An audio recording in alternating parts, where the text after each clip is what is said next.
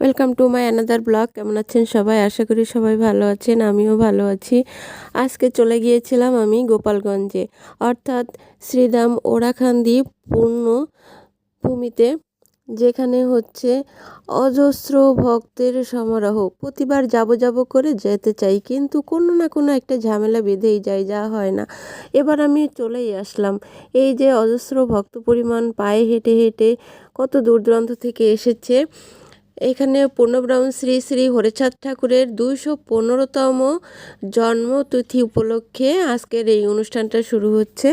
আর প্রতি বছর এই অনুষ্ঠানটা এই একই তিথিতে হয়, এবং তিথির যে যোগটা অর্থাৎ স্নানের যে যোগটা অলরেডি শুরু হয়ে গিয়েছে।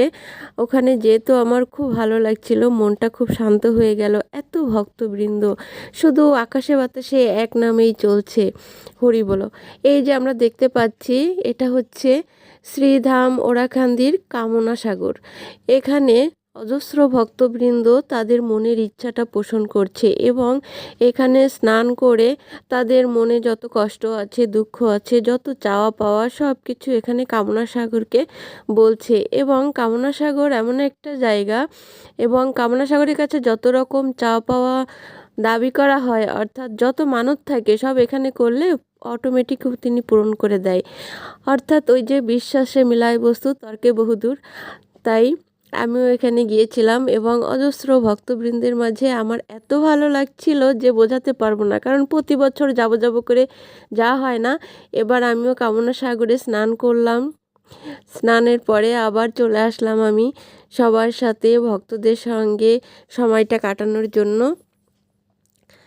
এত দূর দূরান্ত থেকে এসেছে, অর্থাৎ বাংলাদেশের চতুর্থ প্রান্তর থেকে। এই যে আর এক ভক্তবৃন্দরা এখানে তারা হরিবোল করে মাতোয়া করছে, এবং কিছুক্ষণ পরে খুব খিদা লেগেছিল, তারপরে চলে আসলাম আনন্দবাজারে। এখানে আনন্দবাজারে প্রতিটা টেন্টে রান্না হচ্ছে, এত পরিমাণে ভক্তবৃন্দরা প্রসাদ গ্রহণ করছে, কারো কোনো অভিযোগ নাই, কোনো মন খারাপ নাই, সবাই মনে আনন্দ উৎফুল্ল নিয়ে এই অনুষ্ঠানে আছে। এবং এই আনন্দবাজারের প্রসাদটা খেতে যে এত মজা, এত সুস্বাদু যে বলে বোঝাতে পারবো না।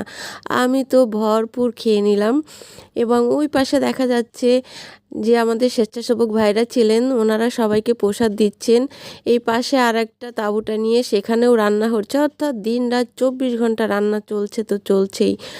অর্থাৎ সারা বাংলাদেশ থেকে, এমনকি বাইরে থেকেও অনেক লোকজন এসেছে, ভক্তবৃন্দরা এখানে এসেছে বিভিন্ন জায়গা থেকে। কত লোকের সমারোহ বলে বোঝানো সম্ভব না।